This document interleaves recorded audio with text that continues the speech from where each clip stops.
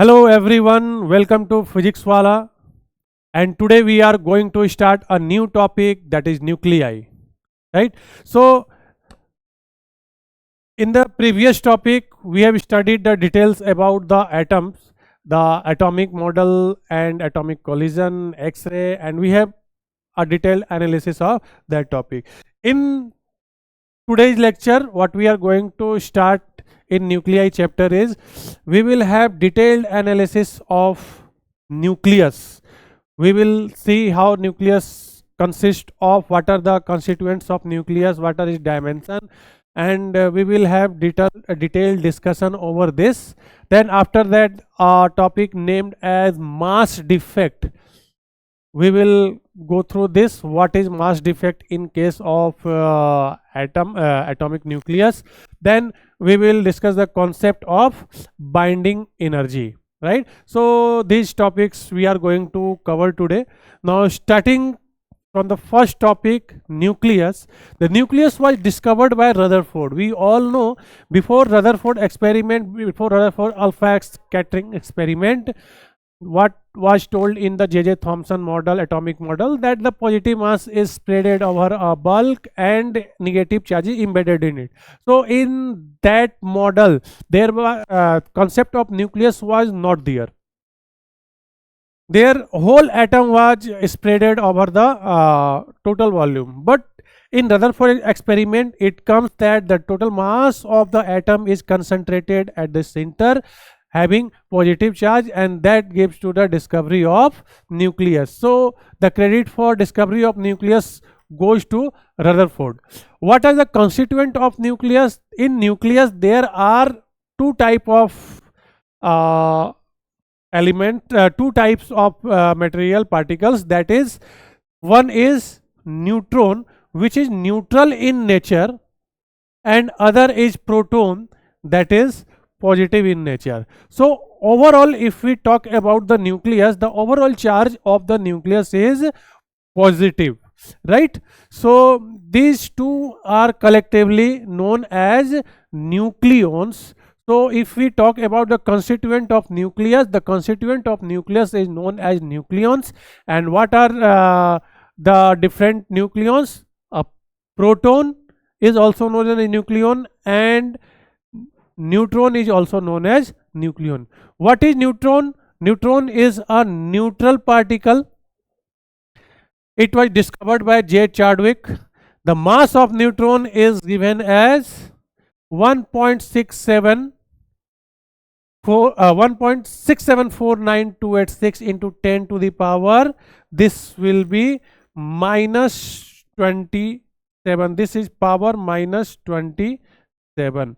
Let us just write it in proper way.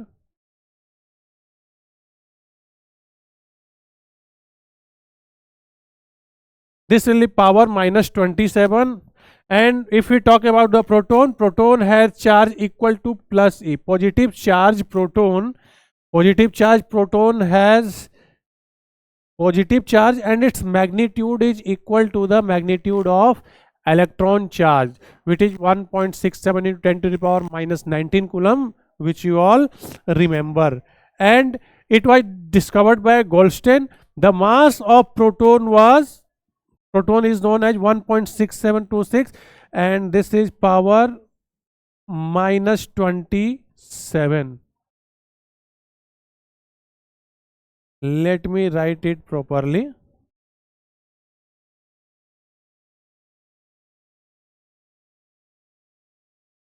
So if we talk about the mass of proton and neutron, these both are nearly equal. Mass of neutron is nearly equal to mass of proton. But if we talk about the exact value, you see the mass of neutron is slightly more than the mass of proton. Later on, when we see some reactions or fission and fusion in radioactive, so in that we will see when neutron is converted into proton, then some energy is released. So for that we can say neutron has proton plus some energy. That's why its mass is slightly greater than the mass of proton. But for now, what you need to remember is mass of proton and neutron are nearly equal. Slightly you can say neutron has more mass. So this is the basic about the nucleus. If we want to represent any atom, so how we will represent? We may represent any atom like this. We write the symbol of atom in the middle. Let's write it again over here. We write the symbol of the atom in the middle. We may write the atomic number at the bottom and atomic mass at the top. So Z stands for the atomic number. Z is also atomic number and also it is equal to the number of proton. These things you have studied in your chemistry chapter. The same thing, the basic we are just rewinding once again in physics. So Z is the atomic number and it is equal to the number of proton in that, but the number of mass number, that is equal to the number of proton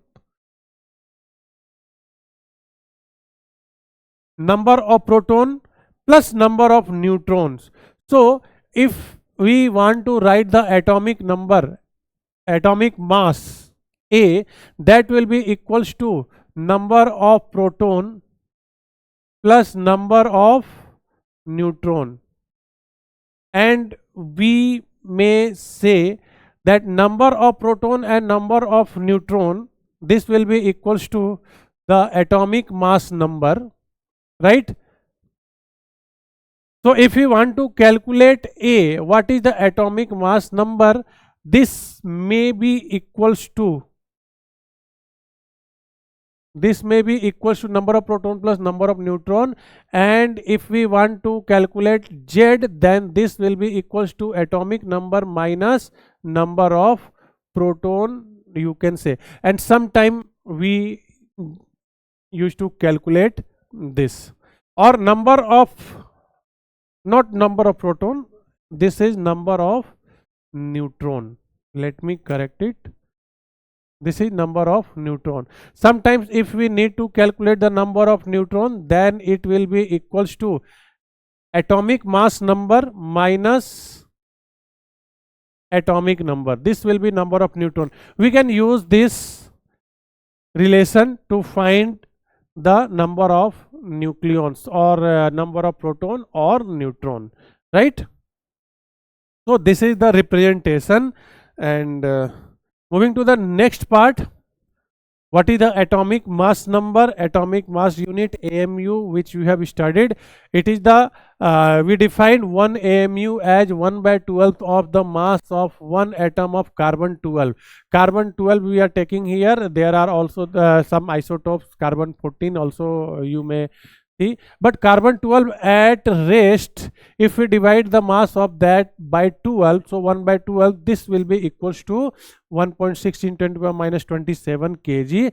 And if we represent that in mega electron volt terms, so sometimes you may have to use this relation 1 AMU, or simply you can say 1U, that will be equals to 931 mega electron volt upon c square, where c square is the speed of light. We may use this relation or 931.5 in short for calculation or approximate calculation. So in this way we define the one atomic mass unit AMU as 1/12 of mass of carbon 12 atom at rest, right? So mass of proton equals to mass of neutron, and that is equals to 1 AMU. This is nearly 1.6 into 10 to the power minus 27. And if we see the 1.6 mass of neutron and proton are nearly equal, which we have already discussed.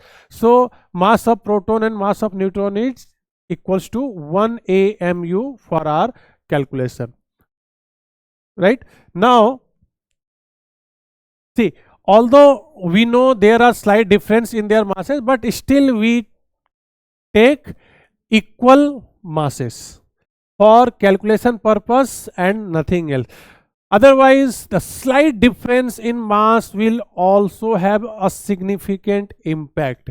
We will see that in the next section, that is the mass defect. But before going to that, let us discuss some important definitions you might be knowing, like isotopes. What does isotopes means? Isotones, isobar, right? So isotopes are that pair of atoms which have same atomic number but different number of nucleons, or you may say same atomic number, same number of proton, or you may say in other words same atomic number. Atomic number is equal to the number of proton. That's why we are saying this in other way, same atomic number but different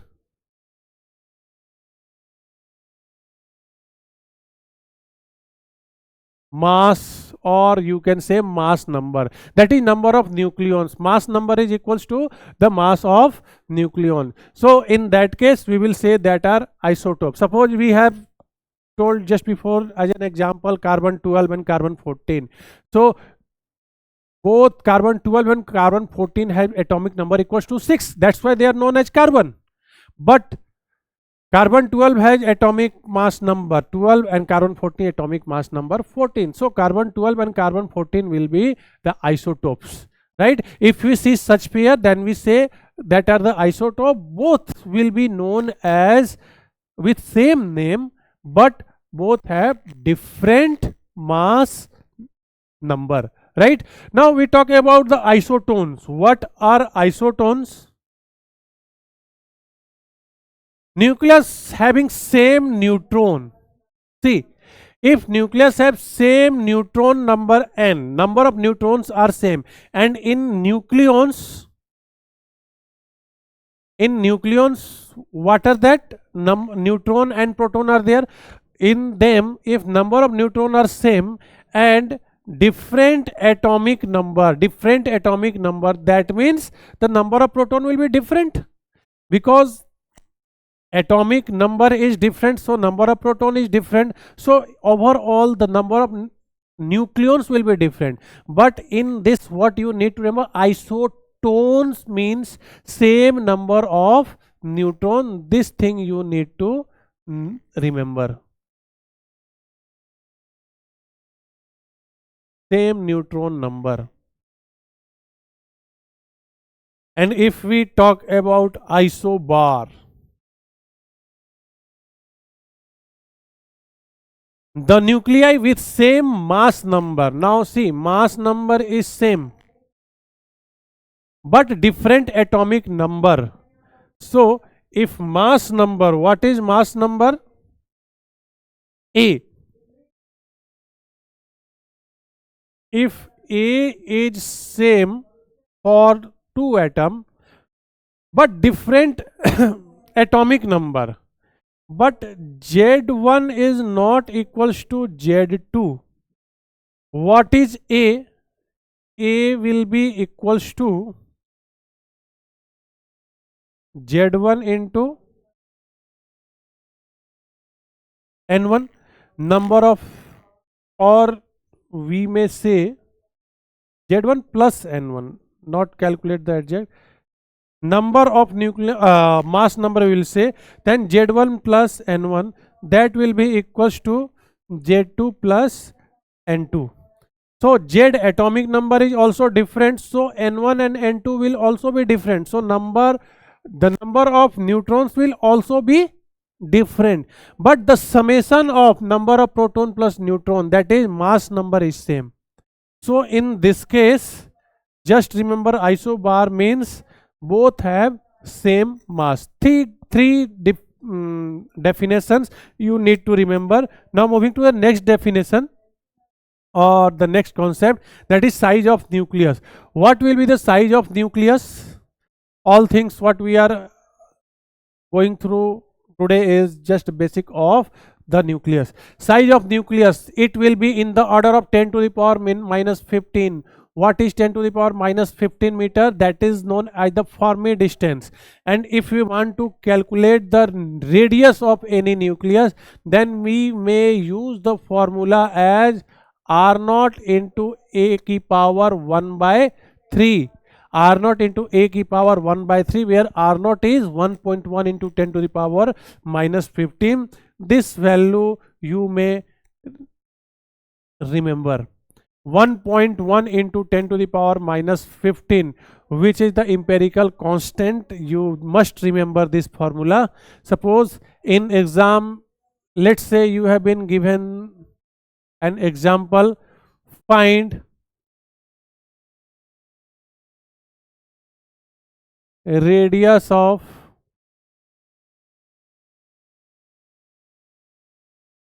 aluminium.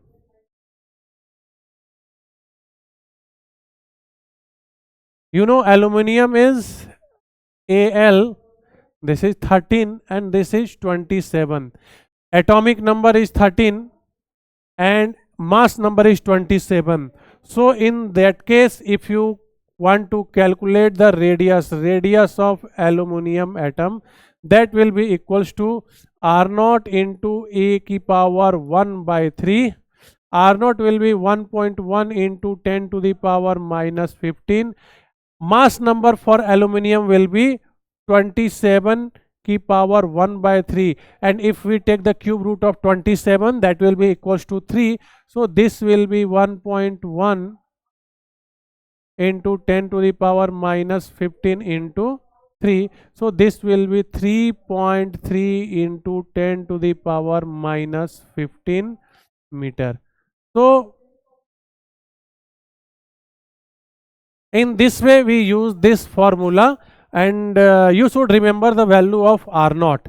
This formula will help you to calculate the radius of any nucleus of any atom. Just you need to put the mass number over here in this formula and you will get the correct answer for that. Okay, so now moving to the next part, density.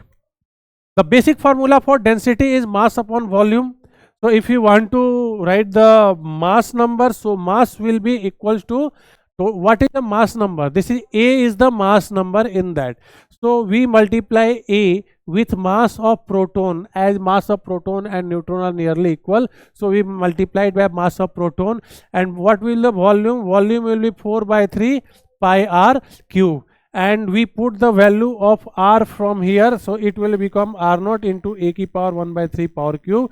And if we put that, so our formula for density will be 3 times mass of proton divided by 4 by R naught cube, right?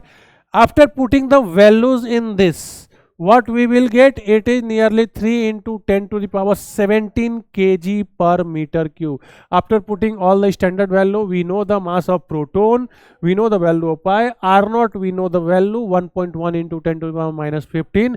What we get result is 3 into 10 to the power 17 kg per meter cube. So this is the density of a nucleus of any atom. Right? In general, we have calculated this, but if we calculate the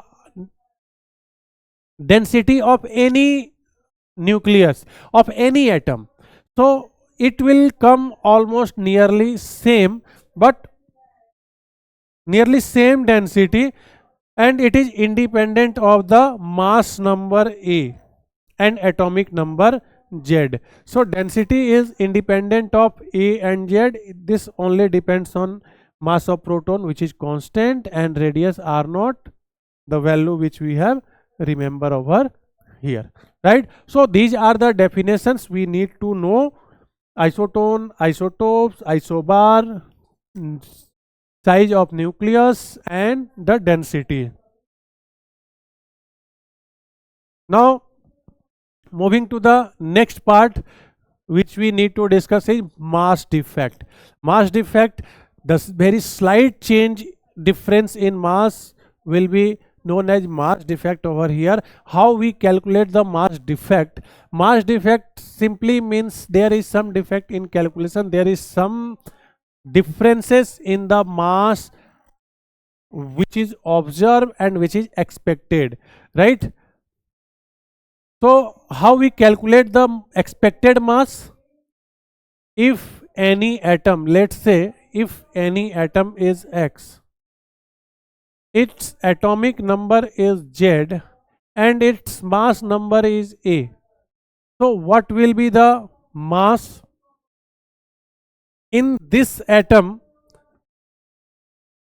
The number of proton will be equals to Z, because atomic number is nothing but the number of proton. And if we want to calculate the number of neutrons, so number of neutrons will be equals to the atomic number minus mass number minus the atomic number. This will be the number of neutron and this will be the number of atomic number. If we add up this, if we add these two equation, what we will get? One equation plus 2. So we will get number of proton plus number of neutron, that will be equals to mass number by default, which we have used this, right? Now using this relation, what we will calculate here will be the expected mass. What will be the expected mass in nucleus? In nucleus we have protons and we have neutrons. So the total mass of the nucleus will be the mass of proton plus mass of neutron. So if we want to calculate the mass of proton, we just multiply it by Z. The number of proton is equal to that. Therefore Z into mass of proton, this will be the total mass of the proton in the nucleus. And what will be the mass of neutrons? That will be number of neutrons into mass of neutron. What is the number of neutron? That is A minus Z. So A minus Z is number of neutrons into mass of neutron. This will be the expected mass of the nucleus, right? But what is the observed mass? What will be the observed mass of the nucleus? Observed mass will be calculated in this way, and observed mass will be the mass of atom that is observed. We measure the mass of atom, and if we subtract the mass of electrons from that total mass, that should be the mass of observed atom, right? So if we just subtract the mass of electron from total mass observed, and that will be the mass of observed mass of the nucleus. So it has been seen that the mass expected, what mass expected, that is more than the mass observed. The mass actual observed is less than the expected mass. This should be there, but what we observe is this. So where is this gap? What is this gap known as? This is the mass. We know it should be there, expected mass, but if we measure this mass has come, so where is this gap? So this gap is known as the mass defect. We simply take the difference of this. The mass defect will be expected mass minus observed mass, and if we subtract this, this will be Z of mass minus A minus Z minus of this mass of atom minus Z into mass of electron. So we simply take the difference of this, and that will be known as mass defect, right? So mass defect we will define in this way. Now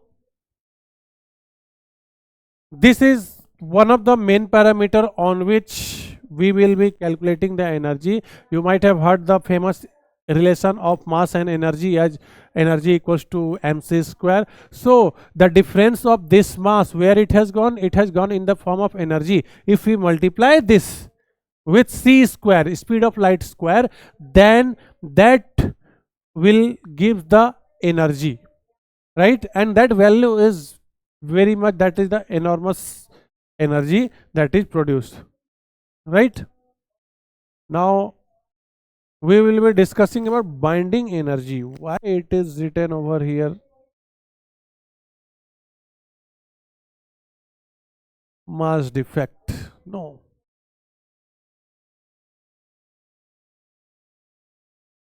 this is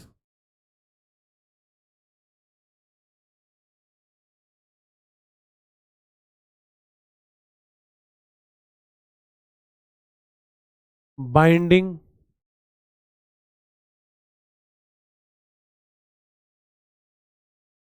binding energy.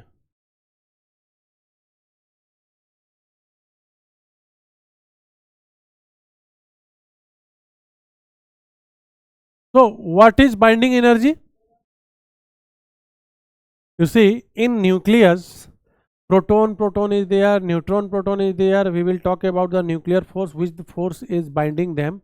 But if nucleus is stable and all the nucleons are staying together, if you want to break that and free all the constituents separately, so we need to give the energy to that nucleons so that all will get free.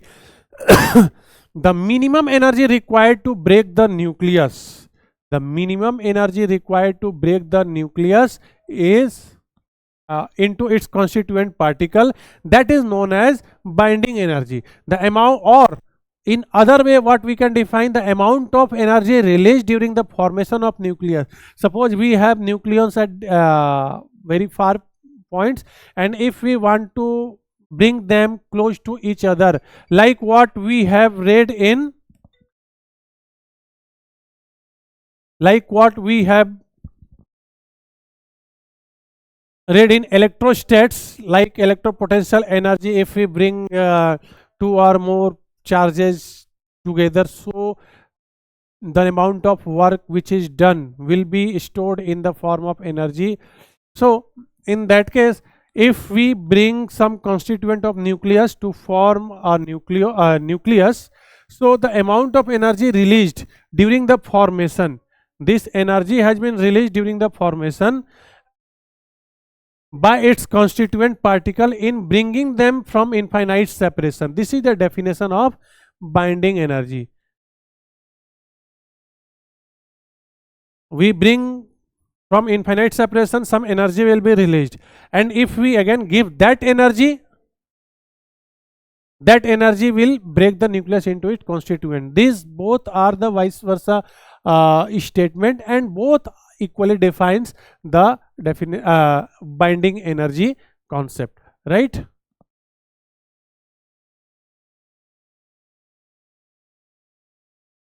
So how we calculate the binding energy? Just before, what we have calculated as mass defect, right? And binding energy is nothing but mass defect multiplied by speed of light square, delta m into c square, where delta m should be in atomic mass unit, AMU, that is multiplied by 931.5 mega electron volt divided by mu, because we know 1 AMU we have written as 931.5 mega electron volt divided by c square.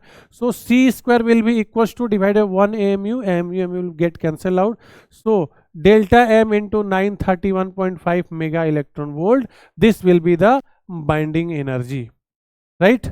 If the binding energy per nucleon is more for a nucleus, then it is more stable. What does this statement mean? This simply means if binding energy is more, so you need to give more and more energy to break its constituent. If more energy required to break, that means the nucleus is more stable. This is the meaning of this. So we calculate the binding energy per nucleon, we divide the binding energy divided by number of nucleon. If binding energy of one nucleus or nucleon is more, then that will be more stable. Nucleus 1 will be more stable than 2 in the given case. So here what you need to calculate is, you just need to calculate if binding energy per nucleons. You have to calculate binding energy per nucleons to check the stability of atom, to check the stability of nucleus, right? So continuing with the binding energy per nucleon, what has been observed is, we have a periodic table right from atomic number 1 to more than 100, right? And starting from number 1, hydrogen, helium, lithium, beryllium, boron, carbon, nitrogen, oxygen, fluorine. This type of we proceed with the atomic number. So what is observed, if we plot a graph of binding energy per nucleon with mass number. So for mass number 56, which is that of iron, right? Iron has atomic number of 26 and its mass number is 56. So for iron, the binding energy per nucleon is maximum, that comes to be 8.8 mega electron volt. So in all the elements in the periodic table, the nucleon of iron is most stable, as binding energy per nucleon is higher, right? Binding energy per nucleon first increases on an average and reaches to a maximum value of 8.8. For still heavier nuclei, the binding energy per nucleon slowly decreases as A increases. After 56, if we increase the mass number, the binding energy per nucleon will slightly decrease. See, so it is the natural thing that everything wants to go to the most stable state. With mass number less than 56 or atomic number less than iron, that atom wants to combine and reach to atomic number 26, or or atom having atomic number more than 26 or mass number 56, that will break to come to this stable position. All the atoms will break or combine to get the maximum binding energy, and the maximum binding energy is for iron, right? So binding energy is per nucleon is more for medium nuclei than for heavy nuclei. So binding energy for medium nuclei is more than for higher heavy nuclei. Hence medium nuclei is high stable, and we know binding energy is more for iron. So this is the highest stable atom in all the atom that has been shown in the periodic table. So defining the process of fission and fusion, what is means, the heavier nuclei being unstable, if they break or if they split into the medium nuclei to reach the maximum stable nuclei, this process is known as fission. When heavier nuclei breaks, then this process will be known as fission. When lighter nuclei will combine to form a stable nuclei, that process will be known as fusion. And we will study nuclear fission and fusion in detail in the coming lectures. Now talk about some nuclear forces.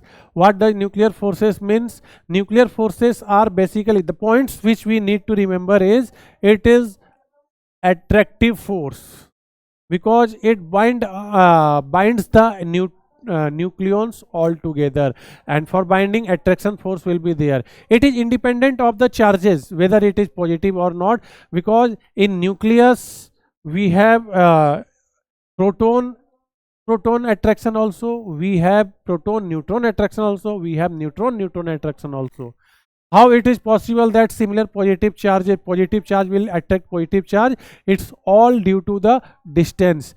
As the two positive charges come closer and closer to each other at a distance comparable to the radius of nucleus, they will the attraction force between them will become more dominating than repulsion force, and that is what known as the nuclear force. Nuclear force is basically the attractive force responsible for keeping the nucleus bound in the nucleus in spite of repulsion between the positive charge proton, because here the repulsion of positive charge will have less impact than the attractive force of nucleus. It is the strongest force in nuclear dimension. Nuclear force which binds, that is the strongest force in this dimension, because nuclear force actually acts in this dimension only. It is a short range force, acts only inside the nucleus. It acts on only between neutron proton and proton. Due to the mass it acts, it is independent of charge. It does not depends on the nature of nucleus, whether it is positive or neutral. It does not depend on that. And important one more important property, that it is not a central force, right? It is not a central force. That means the force between two pair of nucleons is not same for all, not same for all. That means, let's see with an example. The nuclear force depends on the direction of spin of nucleons also. For same distance also the force between the nucleons will be different. The nuclear force depends on the direction of the spin of nucleons. The force is stronger if the spin of nucleons are parallel. The nuclear force will be stronger if both the nucleons will spin in parallel. That means both nucleons will have either plus half spin or minus half spin. For spin quantum you have studied in your chemistry chapter, atomic structure, right? So we will not go in that depth, because we just need to know the property of nuclear forces. If it is anti-parallel, then the nuclear force will be weaker than this nuclear, but still it will be attractive in nature. Let us calculate a question which is based on the binding energy. What following data are available about three nuclei? We have given three nuclei P, Q and R. Arrange them in decreasing order of stability. We have to check which is more stable, which is least stable. We have to arrange them in decreasing order, highest first, then decreasing order. So in order to check the stability, what we calculate? We will calculate binding energy per nucleon,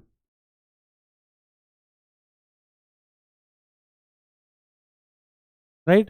And for calculating binding energy per nucleon, let us calculate Be upon A per nucleon for P, which will be equals to 100 divided by number of mass number is 10, that is equals to 10. If we calculate for element Q, this will be equals to 60 divided by 5, that will be equals to 12. And if we calculate binding energy per nucleon for R,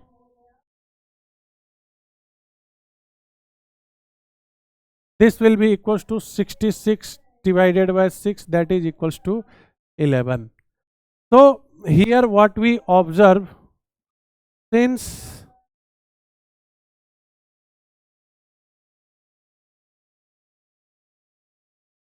binding energy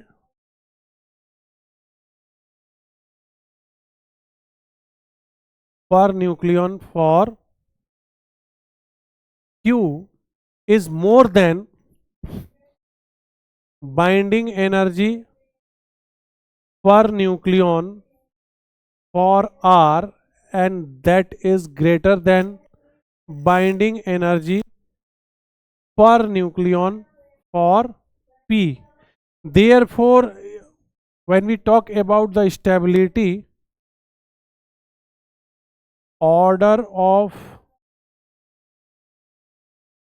stability will be Q will be more stable than R and least stable will be P. This will be our order of stability that has been asked in question. So in this way we will be calculating the stability of nucleons. Now moving to the next question. Find the binding energy of iron 56, Fe56. Atomic mass of it given 55.9349 U, and that of hydrogen, that means this is the mass of proton in this case, and mass of neutron is this. We need to take 1 U equals to 931 mega electron volt per c square. So binding energy we have to calculate it. How we will be calculating? Binding energy will be equals to delta m into c square. If we want to calculate delta m will be the mass expected minus mass observed. Mass observed has been given over here, and mass expected we need to calculate. Let us first calculate the number of proton. Here will be number of proton will be equals to atomic number, that is 26, and number of neutron, that will be equals to 56 minus 26, that will be equals to 30, right? So for calculating the mass defect, the total expected mass will be number of proton into mass of proton plus number of neutron into mass of neutron. This will be the expected mass minus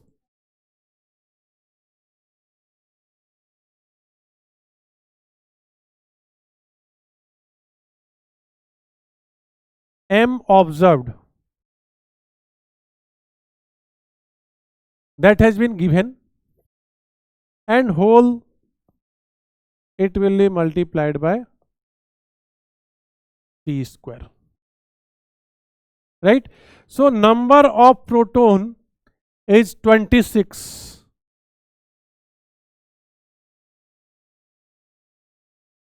into mass of proton given is 1.00783 U, plus number of neutron will be 30 into mass of neutron is 1.00867 U,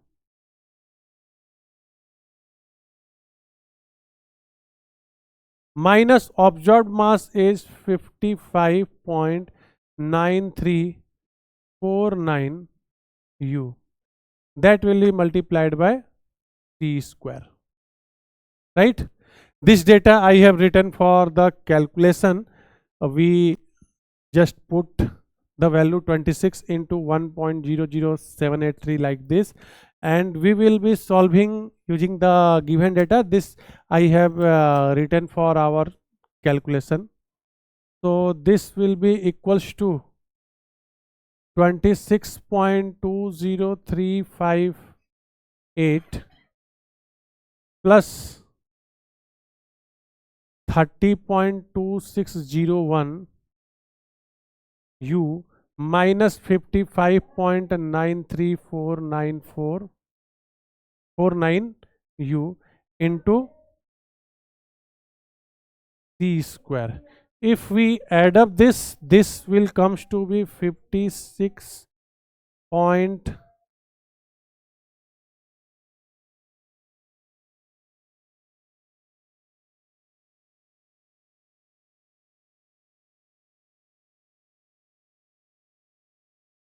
46968 minus 55. This is just the calculation, 55.9349 u into c square. In place of c square, what we can write? We can write 931 ME, 931 mega electron volt divided by u. So here what will happen? U and u will get cancelled out, and the final answer we will get will be, let's check the final answer.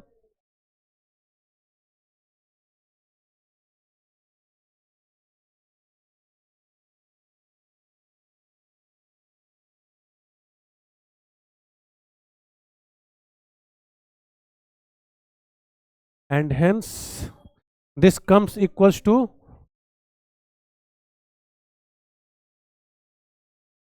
492 mega electron volt.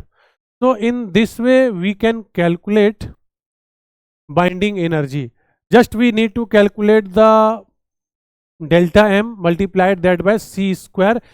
In this way we will calculate the mass defect, and multiplying by square of speed of light will give us the energy. So the binding energy for this problem will be 492 mega electron volt, and that's all for the day. We will continue the chapter nucleus. After this, what we will be discussing about the radioactivity. Radioactivity will be the main focus of the next lecture, and after that we will be discussing nuclear fission and fusion. So these are the part of nucleus chapter. We will continue that. Till then, bye bye. Thank you and have a nice day.